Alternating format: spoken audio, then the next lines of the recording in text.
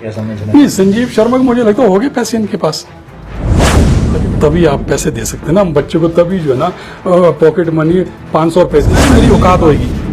अगर मेरे पास 500 बच्चे को देने के लिए तो मैं कैसे दे सकता? पास रहेंगे ना, मैं चोरी करके तो नहीं दूंगा उसको 500 रुपया पॉकेट मनी।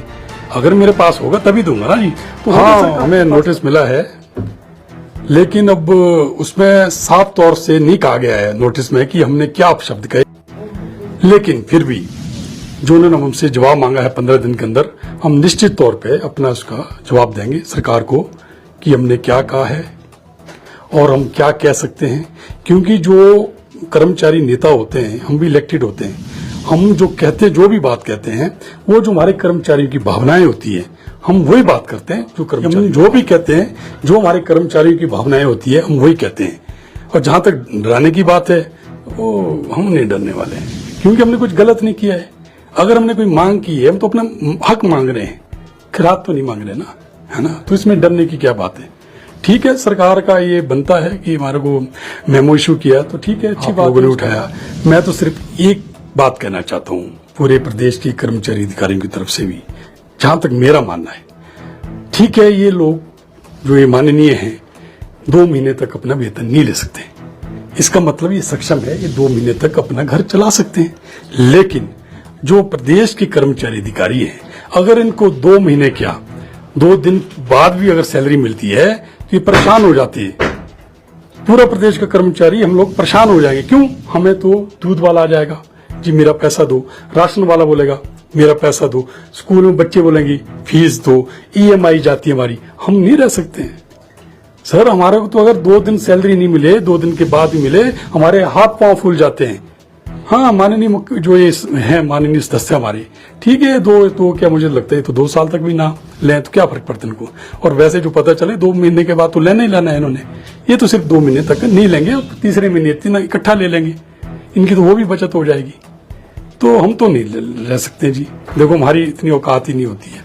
कर्मचारी और जो भी सरकारी कर्मचारी, चाहे वो अधिकारी क्यों ना हो, वो 2 दिन से ज्यादा नहीं रह सकता जी। बहुत सारी जिम्मेवारी होती है हम लोग। अब देखिए, जो DA है, जैसे मैंने कहा, माननीय सुप्रीम कोर्ट ने भी कहा था कि ये तो 2 महीने के अंदर मिलना चाहिए, क्योंकि इसकी तब जरूरत होती है, तब इसकी अहमियत होती है कि 2 महीने के अंदर, क्योंकि तब महंगाई बड़ी होती है। लेकिन जैसे कि आज तो 20 या 21 महीने हो गए हैं, तो 1 किस्त भी नहीं दी। हमारी 3 किस्तें ड्यू है, अभी 4थी किस्त सेंटर देने वाला है। हमने तो तभी कहा था कि 3 किस्तें हमारे को मिलनी है, तो इस पे गौर फरमाओ। एरियर पे हमने कहा कि कोई भी एरियर के 1 पैसा नहीं मिला, जो आपने दिया था वो आपने वापस ले लिया। हम तो वो मांग रहे हैं कि जब आपने पहले दिया था तो वापस ले लिया आपने, अब कम से कम कुछ उसका अंशदान दे दो। हम कुछ एक्स्ट्रा तो नहीं मांग रहे हैं। 2 गुटों को बुला लिया, यानी कि 2 लोगों को बुलाया, अब वो अपने अपना बोले कि हम इस गुट के हैं या उस गुट के हैं, लेकिन मान्यता नहीं दी। जैसे कि आपने कहा, हम तो चाहते हैं कि माननीय मुख्यमंत्री ने किसी को एक को मान्यता दी। उससे क्या होगा, ये जो हमारे ऊपर आज पूरे प्रदेश के कर्मचारी और पेंशनरों की हमारे ऊपर जिम्मेवारी आई है, इससे हमें काफी हद तक निजात मिल सकती है, क्योंकि ये मुद्दे फिर उनके होंगे। लेकिन ये मैं आपको बता दूं, जैसे कि मुझे आपके माध्यम के मीडिया के माध्यम से पता चला कि एक गुट बोल रहा कि 3 महीने के अंदर JCC हो जाएगी हमारे साथ, दूसरा गुट बोल रहा कि नहीं, हमें वार्ता के लिए बुलाया जाएगा। अभी तो किसी को मान्यता नहीं दी है। और मैं आपको बता दूं कि मैं पहले खुद NGOs में रहा हूं 10 साल की नौकरी छोड़ के आया हूं मैं सचिवालय में। तो मैं तब NGOs में था। हमारे जो डिस्ट्रिक्ट के प्रेसिडेंट मछान जी होकर थे, मैं तब जॉइंट सेक्रेटरी था। तो क्या होता है NGOs में, क्या होता है, जब किसी गुट को मान्यता दी जाती है, उसके बाद वो अपनी एक बॉडी बनाता है। उस बॉडी में हर जिला के कर्मचारियों को वो प्रतिनिधित्व देता है, किसी को जॉइंट सेक्रेटरी, किसी को वाइस प्रेसिडेंट। फिर जब वो बॉडी बनती है, फिर क्या करते हैं फिर वो पूरे प्रदेश के कर्मचारियों के मांगे बोलते हैं कि आपकी क्या मांग है। फिर एक वो कंसोलिडेटेड डिमांड चार्टर बनाते हैं। उस जो मांगे वो अपने कर्मचारी से मांगता है, उसी में 2-3 महीने लग जाएंगे। उसके बाद वो कंसोलिडेटेड डिमांड चार्टर जो है माननीय मुख्य सचिव को सौंपते हैं। माननीय मुख्य सचिव जो उसको सेक्रेटरी पर्सनल को भेजते हैं, और सेक्रेटरी पर्सनल जो है उसमें फिर से जो मांगे हैं, जिन जिन डिपार्टमेंटों से वो संबंधित है, उन विभागों के विभागाध्यक्षों को लिखते हैं कि आप इसमें अपने विचार दो, अपने कमेंट्स दो। जब फिर वहां से कमेंट्स आते हैं पूरे स्टेट के HOD से, है ना, तो उसके बाद वो अपना तैयार करते रिप्लाई। फिर वो जो है ना NGOs को बोलते हैं कि ठीक है, हमने इस दिन मीटिंग रखी है, जेसीसी की, तो आप उनको बुलावा देते हैं। यानी कि इस प्रोसेस में 1 साल लग जाता है कम से कम। आप खुद सोचिए, पूरे प्रदेश के लोगों को जोड़ना है, मांगे मांगनी है, फिर यहाँ पे रिप्लाई आएगा, तो 1 साल के अंदर तो 2 किस्तें और हो जाएंगी, यानी कि 5 किस्तें दे हो जाएंगी। फिर क्या होगा? मांग तो उनकी भी यही रहेगी, क्योंकि सबसे बड़ी मांग तो यही है, डीए और एरियर। अब प्रदेश का जो कर्मचारी है वो पढ़ा लिखा कर्मचारी है, उनको सब पता लग गया है कि भाई अभी तो इसमें 1 साल लग जाएगा। अब मांगे तो उन्हें वही मांगनी, उसके बाद भी यही डिमांड रहेगी कि भी डीए की देरी दो। ये अलग बात है कि आज हम तीन की डिमांड हमारे को, 3 किस्तें चाहिए हमारे को, तब फिर 5 हो जाएंगी। तो जब हमने ये मुहिम छेड़ रखी है, तो इसीलिए तो पूरे प्रदेश के कर्मचारी, पूरे प्रदेश के पेंशनर्स आज हमारे साथ जुड़े हैं कि तब भी तो मांगनी है, तो जब अभी मांग रहे तो क्यों इनका साथ दिया जाए सचिवालय कर्मचारी का।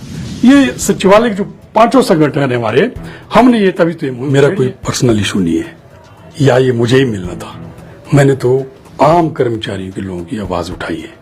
अब मुझे नौकरी से निकाले, मुझे गोली मारे, मैं तैयार हूं।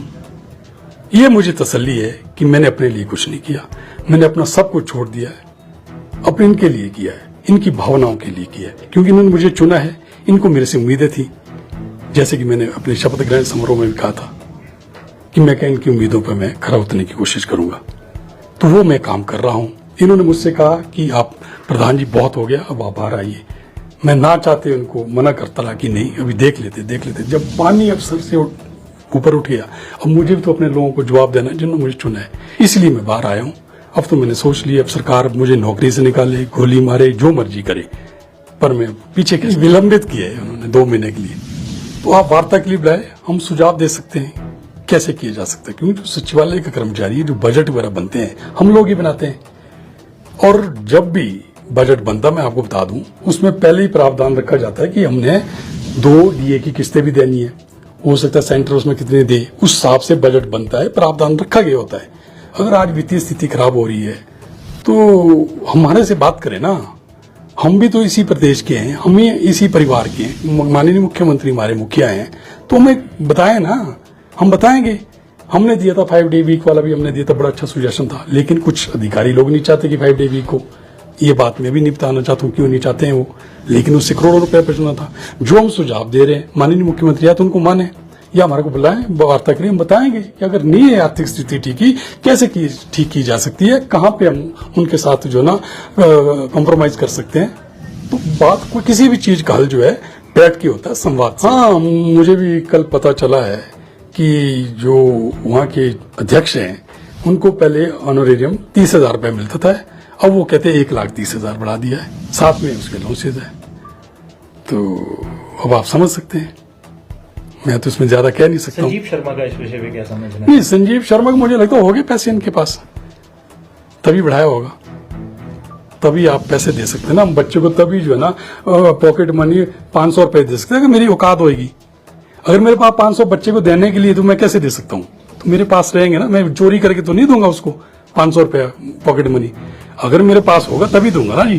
तो होगा सरकार के पास, तभी उन्होंने 30,000 से 1,30,000 कर दिया उसका ऑनरेरियम, और साथ में अलग से उसको भत्ते दे रही है। ये रहा होगा सब, बाकी तो मुझे कुछ कहना